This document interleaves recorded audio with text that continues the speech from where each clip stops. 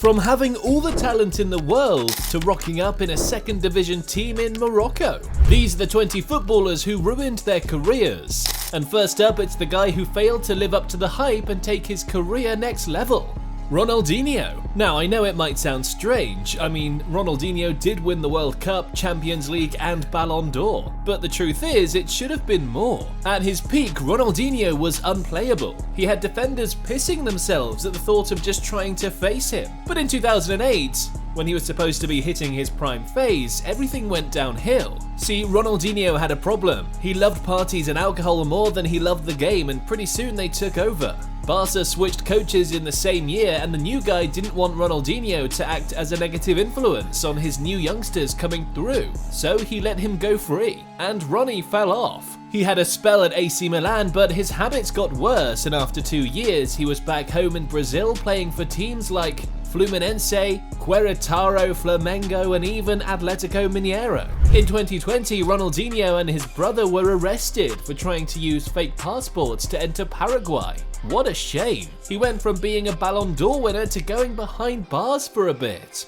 At least he managed to make something out of his career for a while. For this next dude, well, his never took off. In 2005, the world couldn't get enough of Robinho. He'd been tearing it up in Brazil with Santos, scored goals for fun, was an incredible dribbler, and the skills he put on match days had crowds going wild. Real Madrid had scouts in the area, and once they saw Robinho play, they were convinced he'd become the next big thing in the game. So they splashed the cash on him, and $28.5 million later, Robinho was playing for Los Blancos. This is as good as it got. What followed next was a series of inconsistent performances. Robinho couldn't keep the good games up. He'd go games without goals for Madrid. The injuries played a part too, and ultimately Madrid decided that they couldn't count on him any longer. So in the summer of 2008, on deadline, he moved to Manchester City, but didn't have any major effect too. It looked as though Robinho would be able to revive his career in Milan after a decent first season in 2011-12. But after failing to impress in the next 2 seasons, Robinho was out again.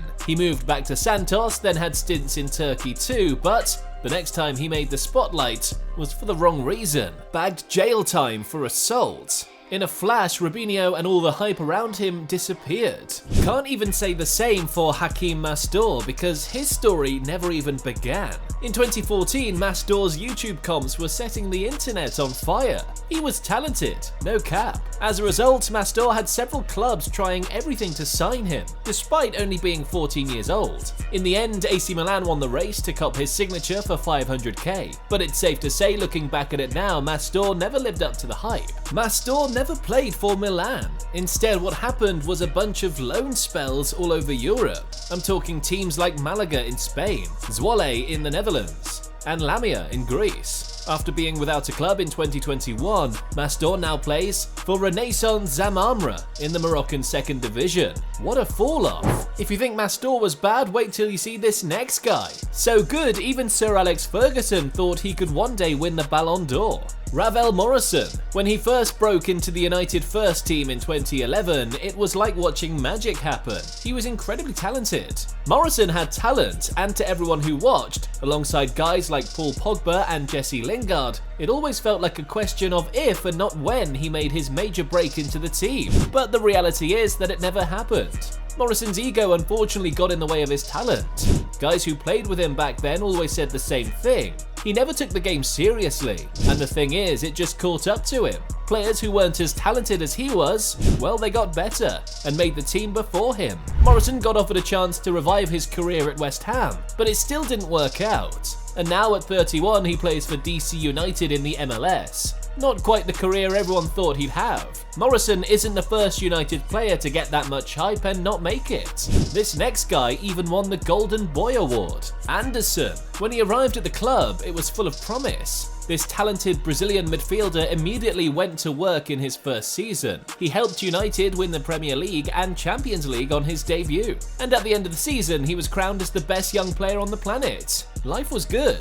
But behind the scenes, Anderson was developing a problem that seemed like it'd end his career soon. His work ethic was incredibly poor, Anderson got lazier as the season passed, and honestly, it was as if he didn't care anymore. Instead of sticking to training, he preferred parties and lazying about. And by 2014, what could have been the best player in the world was off to Brazil to join Internacional in 2015. Anderson's retired now, and looking back at his career, if he put in more work, the hard yards, he'd have been a success at the club. On the bright side, Anderson remained a nice guy even until the end. Can't say the same thing about this next guy, who went to jail for committing a pretty serious crime. Imagine having a transfer value of over $26 million, playing for your national team over 50 times, and ending up in prison. That's Quincy Promes's reality. Back in the day, he used to play for teams like Sevilla and Ajax, but now he's behind bars. A few years back, Promes first got into serious heat when the news broke out that he seriously attacked a family member at a family gathering. My guess is the turkey was so good they didn't want to share, or Promes had some beef with his cousin he wanted fixing. Either way, the scandal got Promes suspended from his Russian club, and just when it looked like this might be out of the way, he was in deep again. This time he was caught smuggling illegal substances into Dubai. To be honest, I can't quite wrap my head around this one. He was living the life as a pro baller and had everything he'd ever need, and yet somehow the guy decided to push hard stuff to get extra cash on the side. What the heck? Promes is currently doing time in Dubai. He's asked to get transferred to a Russian prison to make it easier. Sad stuff. Playing down the wings like that at his peak, you'd think he was all set to become the next Messi. Oh yeah, that was Messi's cousin, Bojan Krikic. Bojan and his distant cousin Messi came up the ranks at Barca's academy, La Masia, and together they both looked unstoppable. It was clear, just like Messi, Bojan had the talent. The only issue was the injuries he suffered early on. Well, they started to get to him. Despite the club being patient with him because they believed in his skills, in the end Bojan wanted out. He wanted a fresh start. So he went on loan twice to AS Roma and Milan, but both moves didn't work out. And after going on loan one more time to Ajax, Bojan decided it was time for a permanent move, and this time he was off to Stoke City. Stayed there for 5 years, and by the time he was ready to leave in 2019, he was no longer that kid who used to play with his cousin Messi. Bojan was a talent who quite simply rushed his way out and didn't hit the heights everyone expected. His last club was Vissel Kobe in Japan, and in 2023 Bojan officially announced his retirement from the game. Some people believe Bojan's decision to leave the club was what ruined his career.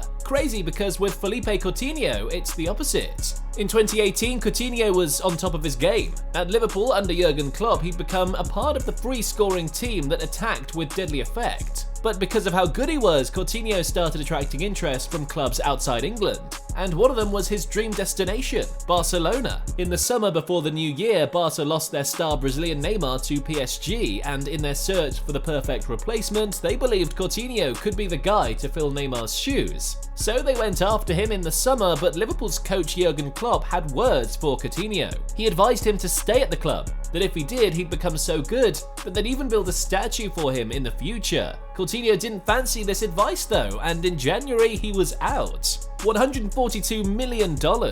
Looking back at his time in Barca, he knows he should have never left. He got played out of position multiple times, and 2 years later he went on loan to Bayern Munich and got his major highlight against his former club. I don't know, but scoring against the team you're on loan from isn't quite the way to make friends with the fans. Coutinho's career promised a lot more, just like another South American who used to be in that team. The guy used his teeth to ruin his career, Luis Suarez. This one's confusing. The guy's one of the greatest goal scorers of his generation. He's got Golden Boots awards in the Premier League and La Liga, won the Champions League and the treble, and yet in his peak in 2015-16, Suarez didn't get close to winning the Ballon d'Or, and it was all his fault. In the past, Suarez had done some pretty dark stuff in the game. In 2011, he got banned for 4 months after getting caught biting Chelsea's Branislav Ivanovic in the shoulder, and 3 years later in 2014, he was added again with the national team. Took more than his piece out of Chiellini. By the time FIFA got involved, they'd made their decision clear to Suarez.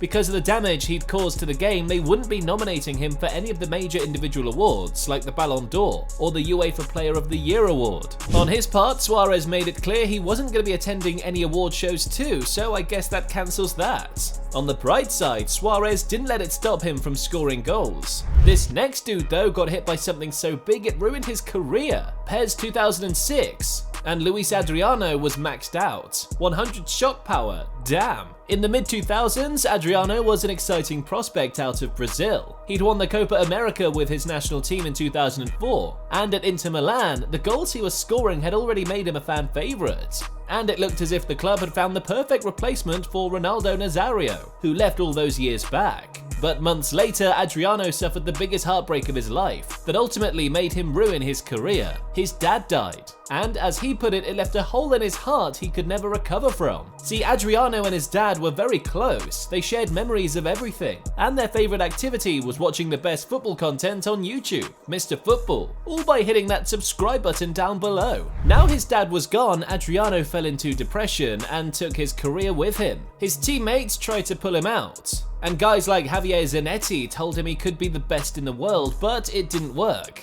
Adriano was gone, and as the loan moves forward, he drifted away from the game, until he retired in 2014 and went back to his native Brazil. I don't think people realize just how crazy the mental side of the game is, and the effect it can have on pro ballers. I mean, it made Dele Alli go from future star to IG model. 2015-2018, those were the peak Dele Alli years. At the time, Ali was one of the best young players in the world. He legit won the PFA Young Player of the Year award back-to-back, and after representing England at the 2016 Euros and 2018 World Cup, it looked like his career was going to continue on that upward curve. But after that, it all just fell off. At least that's what I thought, but the truth is, behind the scenes, Ali had been struggling with something that was slowly killing his career. He was battling depression. No one knew about it because he'd been hiding it for years. Even Jose Mourinho thought he was just being lazy and told him to get himself back. But by the time Ali came clean to the world to explain everything he'd been dealing with, it was emotional.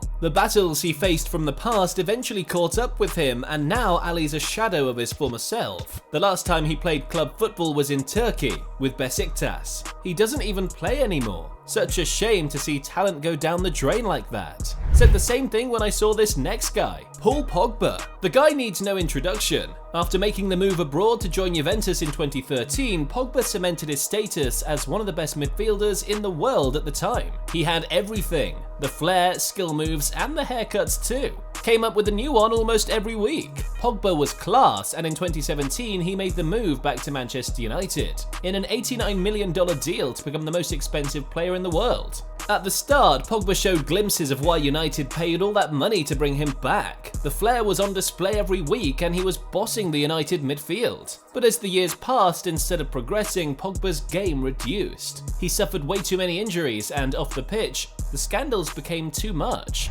Pogba got into arguments with Jose Mourinho, and at the end of 2022 he was out of United on a free transfer back to Juventus. This move was supposed to bring his career back, but instead it killed it even further. Pogba didn't even play up to one full game back at United. The injuries quite simply never stopped, and to top the list, towards the end of the previous season, Pogba got slammed with a 4-year ban for taking banned substances. If the ban stays true, Pogba might not play again until he's 35, and by that time he'd be way past the peak of his career. I'm starting to think it's a thing with United prospects and ruining their careers early. Just when they thought they had the next superstar in their academy, the kid ruined it with the dumbest move ever. Mason Greenwood, post-COVID, and he was the guy. Greenwood at United was filled with a lot of promise. He was very comfortable on either foot. Add this to his finishing ability and Greenwood looked like the real deal. His progress was so fast that he'd already made his debut for the England national team in the same period. But just when it looked like his career was on the up, he used his hands to send it crashing down.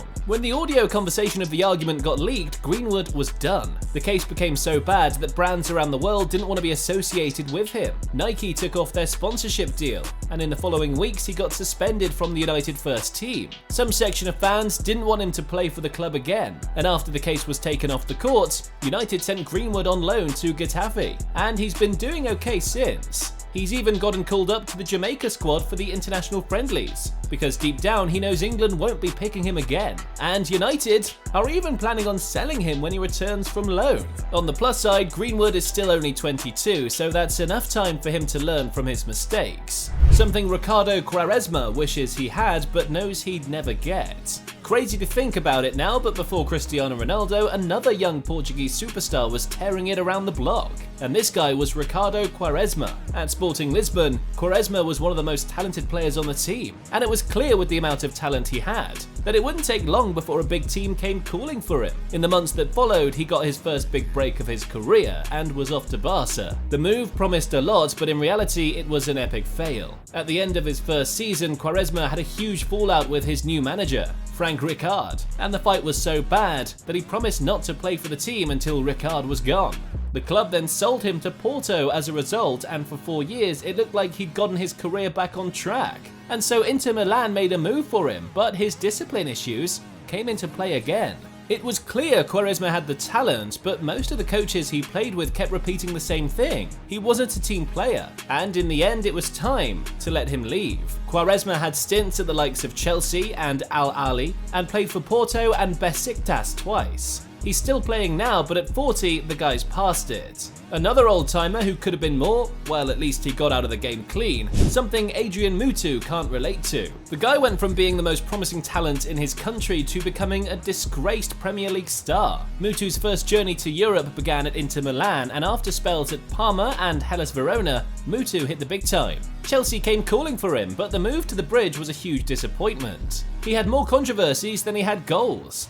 From being accused of hitting his wife to hitting some PG videos with an adult star, and getting caught with banned substances, Mutu's career was one big rollercoaster of sad events. He left the club after a fight with manager Jose Mourinho, and things went downhill from there. He got 2 more bans in 2011 and 2013, and now these days he's a manager at CFR Cluj. Wonder what the deal is with footballers and banned stuff, it never ends well. From Muto to Diego Maradona. Yep, Maradona's career was quite a lot, but in truth he ruined it too. On one hand, Maradona produced some of the greatest moments in the game, from the hand of God to the goal of the century, captaining Argentina to winning the World Cup.